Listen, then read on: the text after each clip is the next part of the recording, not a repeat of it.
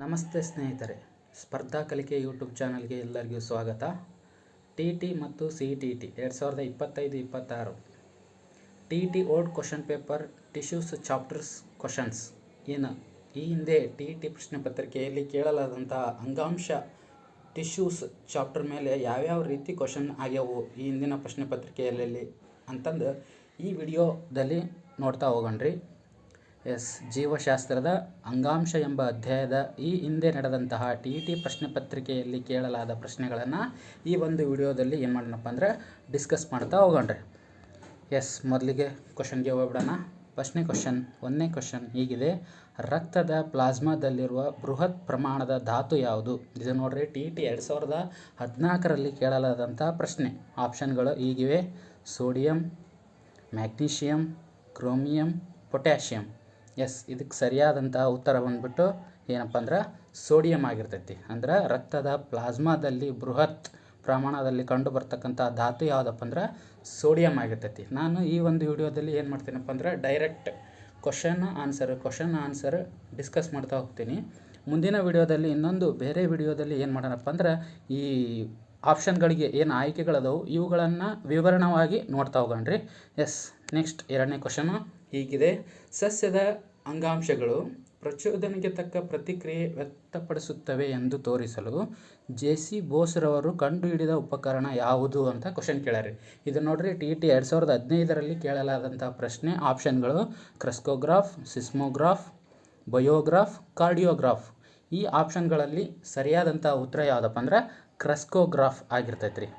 ಈ ಕ್ರೆಸ್ಕೋಗ್ರಾಫ್ ಸಸ್ಯ ಅಂಗಾಂಶಗಳ ಪ್ರಚೋದನೆಗೆ ತಕ್ಕ ಪ್ರತಿಕ್ರಿಯೆಗಳನ್ನು ವ್ಯಕ್ತಪಡಿಸ್ಲಿಕ್ಕೆ ಜೆ.ಸಿ. ಬೋಸ್ರವರು ಈ ಒಂದು ಉಪಕರಣಗಳನ್ನು ಬಳಕೆ ಮಾಡ್ತಾರೆ.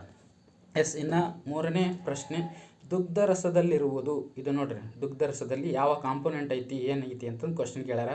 ಇದು ಟಿ 2017ರಲ್ಲಿ ಕೇಳಲಾದಂಥ ಪ್ರಶ್ನೆ. ಆಪ್ಷನ್ಗಳು ಬಂದ್ಬಿಟ್ಟು ಎ RBC ಮತ್ತು ಪ್ರೋಟೀನ್ಗಳು, ಬಿ RBC ಮತ್ತು WBCಗಳು, ಸಿ WBC ಮತ್ತು ಪ್ರೋಟೀನ್ಗಳು, ಡಿ ಇದಕ್ಕೆ RBC ಮಾತ್ರ ಅಂತ ಕೊಟ್ಟಾರಿ. ಇವುಗಳಲ್ಲಿ ಸರಿಯಾದ ಉತ್ತರ ಯಾವುದಪ್ಪ ಅಂದ್ರೆ WBC ಮತ್ತು ಪ್ರೋಟೀನ್ಗಳು. ಅಂದರೆ ಏನು ದುಗ್ಧರಸದಲ್ಲಿ ಈ ಕಾಂಪೋನೆಂಟ್ಗಳು ಕಂಡು ಬರ್ತಾವ್ರಿ. ಅಲ್ಲಿ ಏನು ಕಂಡು ಬರೋಂಗಿಲ್ಲ ಅಂದ್ರೆ RBC ಕಂಡು ಬರೋಂಗಿಲ್ಲ ರೀ. WBC ಮತ್ತು ಪ್ರೋಟೀನ್ಗಳು ಕಂಡು ಬರ್ತಾವೆ. ಇದಕ್ಕೆ ದುಗ್ಧರಸಕ್ಕೆ ಇಂಗ್ಲೀಷ್ನಾಗ ಲಿಂಪ್ ಅಥವಾ ಲಿಂಪೋಸೈಟ್ಸ್ ಅಂತ ಏನು ಕರಿತೀವಲ್ಲ ರೀ, ಆ ಲಿಂಪ್ ಕನ್ನಡದಲ್ಲಿ ದುಗ್ಧರಸ ಆಗ್ತೈತೆ ರೀ. ಇನ್ನು ನೆಕ್ಸ್ಟ್ ಕ್ವಶನ್ ಬಂದ್ಬಿಟ್ಟು ಈ ಕೆಳಗಿನವುಗಳಲ್ಲಿ ಅಂಗಾಂಶ ಯಾವುದು ಅಂತಂದು ಟಿ ಕ್ವಶನ್ ಕೇಳ್ಯಾರ. 2017ರಲ್ಲಿ ಕೇಳಲಾದಂಥ ಪ್ರಶ್ನೆ. ಆಪ್ಷನ್ಗಳು ನ್ಯೂರಾನ್, ಗ್ರಾಹಕಗಳು, ವಾಹಕಗಳು, ಕಾರ್ಯನಿರ್ವಾಹಕಗಳು ಅಂತ ಅದಾವ್ರಿ. ಇದಕ್ಕೆ ಸರಿಯಾದಂಥ ಉತ್ತರ ವಾಹಕಗಳು. ಇನ್ನು ಮುಂದಿನ ಕ್ವಶನ್ಗೆ ಹೋಗ್ಬಿಡೋಣ. ಚಿತ್ರ ಕೊಟ್ಟಾರಿ, ಇಲ್ಲ ಐತಲ್ರಿ, ಈ ಚಿತ್ರ ಕೊಟ್ಟಾರ, ಸೈಡ್ ಆಗಿತ್ತು ನೋಡ್ರಿ. ಈ ಚಿತ್ರದಲ್ಲಿ ಆಯಾಸಕ್ಕೆ ಒಳಗಾಗದೆ ಜೀವನದುದ್ದಕ್ಕೂ ಲಯಬದ್ಧ ಸಂಕುಚನ ಮತ್ತು ವಿಕಸನವನ್ನು ತೋರಿಸುವ ಅಂಗಾಂಶ ಯಾವುದು ಅಂತ ಕ್ವಶನ್ ಕೇಳ್ಯಾರ. ಇದು ಟಿ ನೋಡ್ರಿ, 2020ರಲ್ಲಿ ಕೇಳಲಾದಂಥ ಪ್ರಶ್ನೆ. ಆಪ್ಷನ್ಗಳು ಮೃದು ಸ್ನಾಯು ಅಂಗಾಂಶ, ಪಟ್ಟೆ ಸಹಿತ ಸ್ನಾಯು ಅಂಗಾಂಶ, ಹೃದಯ ಸ್ನಾಯು ಅಂಗಾಂಶ, ಅನುಲೇಪಕ ಅಂಗಾಂಶ ಅಂತಂದು ಕೊಟ್ಟಾರೆ. ಇದಕ್ಕೆ ಸರಿಯಾದಂಥ ಉತ್ತರ ಬಂದ್ಬಿಟ್ಟು ಹೃದಯ ಸ್ನಾಯು ಅಂಗಾಂಶಗಳು. ನಮಗಲ್ಲಿ ಏನು ಜೀವನದುದ್ದಕ್ಕೂ ಅಂತ ಅಂದಾಗನ ಗೊತ್ತಾಗ್ಬಿಡ್ಬೇಕು ಇದು ಹೃದಯಕ್ಕೆ ಸಂಬಂಧಪಟ್ಟಿದ್ದು, ಹೃದಯ ಸ್ನಾಯುಗಳಿಗೆ ಅಂತಂದು ಗೊತ್ತಾಗ್ಬೇಕ್ರಿ. ಇನ್ನು ನೆಕ್ಸ್ಟ್ ಕ್ವಶನ್: ಅಂಗಾಂಶಗಳಿಗೆ ಶಕ್ತಿ, ಸ್ಥಿತಿಸ್ಥಾಪಕತ್ವ ಮತ್ತು ನಮ್ಯತೆಯ ಒದಗಿಸುವ ನಾರಿನ ಅಂಗಾಂಶ ಯಾವುದು ಅಂತಂದು ಕ್ವಶನ್ ಕೇಳ್ಯಾರ. ಇದು ಟಿ 2021ರಲ್ಲಿ ಕೇಳಲಾದಂತಹ ಪ್ರಶ್ನೆ ರೀ. ಇದು ಆಪ್ಷನ್ಗಳು ಬಂದ್ಬಿಟ್ಟು ಎಲಾಸ್ಟಿನ್, ಅಡಿಪೋಸ್ ಅಂಗಾಂಶ, ಎಲಾಸ್ಟಿನ್ ಮತ್ತು ಕೊಲಾಜಿನ್, ಏರಿಯೋಲರ್ ಅಂಗಾಂಶ. ಅಂಗಾಂಶ ಆಗೈತ್ರಿ, ಅದು ಅಂಗಾಂಶ ಅಂತ ಆಗ್ಬೇಕು, ಏರಿಯೋಲರ್ ಅಂಗಾಂಶ. ಇದಕ್ಕೆ ಸರಿಯಾದಂಥ ಉತ್ತರ ಬಂದ್ಬಿಟ್ಟು ಎಲಾಸ್ಟಿನ್ ಮತ್ತು ಕೊಲಾಜಿನ್ ಏನಪ್ಪ ಅಂದ್ರೆ ಅಂಗಾಂಶಗಳಿಗೆ ಶಕ್ತಿ, ಸ್ಥಿತಿಸ್ಥಾಪಕತ್ವ ಮತ್ತು ನಮ್ಯತೆಯನ್ನು ಒದಗಿಸುವಂತಹ ನಾರಿನ ಅಂಗಾಂಶಗಳು ಯಾವಪ್ಪ ಅಂದ್ರೆ ಎಲಾಸ್ಟಿನ್ ಮತ್ತು ಕೊಲಾಜಿನ್ಗಳು ಆಗಿರ್ತಾವ್ರಿ. ನೋಡ್ರಿ ಸ್ನೇಹಿತರೆ, ಈ ಒಂದು ವಿಡಿಯೋ ಟಿಗೆ ಏನು ಈ ಹಿಂದೆ ನಡೆದಂಥ 2014ರಿಂದ ಹಿಡ್ಕೊಂಡು 2024 ತನಕ ಟಿಯಲ್ಲಿ ನಡೆದಂಥ ಅಂಗಾಂಶದ ಪ್ರಶ್ನೆ ಪತ್ರಿಕೆಗಳನ್ನು ಈ ವಿಡಿಯೋದಲ್ಲಿ ಚರ್ಚಿಸಲಾಗೈತಿ. ನಮ್ಮ ಚಾನಲ್ಗೆ ಲೈಕ್ ಮಾಡಿರಿ, ಸಬ್ಸ್ಕ್ರೈಬ್ ಮಾಡಿರಿ, ವೆರಿ ಇಂಪಾರ್ಟೆಂಟಾಗಿ ಸಬ್ಸ್ಕ್ರೈಬ್ ಮಾಡಿರಿ, ನಮ್ಮ ಚಾನಲ್ಗೆ ಸಪೋರ್ಟ್ ಮಾಡಿ ಅಂತ ಹೇಳ್ತಾ ನೆಕ್ಸ್ಟ್ ಕ್ವಶನ್ಗೆ ಹೋಗೋಣ್ರಿ. ಪ್ರಾಣಿಗಳಲ್ಲಿ ಅತಿ ಹೆಚ್ಚು ಕಂಡುಬರುವ ಪ್ರೋಟೀನ್ ಯಾವುದು ಅಂತಂದು ಕ್ವಶನ್ ಕೇಳ್ಯಾರ. ಇದು ನೋಡಿರಿ ಟಿ 2021ರಲ್ಲಿ ಕೇಳಲಾದಂತಹ ಪ್ರಶ್ನೆ ರೀ ಇದು.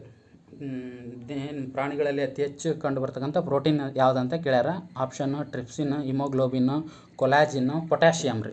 ಇದಕ್ಕೆ ಸರಿಯಾದಂಥ ಉತ್ತರ ಕೊಲಾಜಿನ್ ಮಾನವ ಅಥವಾ ಪ್ರಾಣಿಗಳಲ್ಲಿ ದೇಹದಲ್ಲಿ ಕಂಡು ಬರ್ತಕ್ಕಂತಹ ಪ್ರೋಟೀನ್ ಆಗೈತೆ ರೀ. ಇದು ಅತಿ ಹೆಚ್ಚು ಕಂಡು ಬರ್ತೈತೆ ರೀ. ಇನ್ನು ನೆಕ್ಸ್ಟ್ ಕ್ವಶನ್, ಕೊಬ್ಬಿನ ಸಂಗ್ರಹಣೆಗಾಗಿ ವೈಶಿಷ್ಟ್ಯತೆಯನ್ನು ಪಡೆದಿರುವ ಪ್ರಾಣಿ ಅಂಗಾಂಶ ಯಾವುದು ಅಂತ ಕ್ವಶನ್ ಕೇಳ್ಯಾರ. ಇದು ನೋಡ್ರಿ ಟಿ 2022ರಲ್ಲಿ ಕೇಳಲಾದಂಥ ಪ್ರಶ್ನೆ. ಇದು ನಿಮ್ಮೆಲ್ಲರಿಗೂ ಗೊತ್ತಿದ್ದದ್ದು ಐತಿ. ಆಪ್ಷನ್ಗಳನ್ನ ಒಂದು ಸಾರಿ ನೋಡ್ಕೊಂಬಿಡೋಣ. ಏರಿಯೋಲಾರ್, ಮೃದ್ವಸ್ಥಿ, ಅಡಿಫೋಸ್ ಮತ್ತು 4ನೇದು ನರರಿ.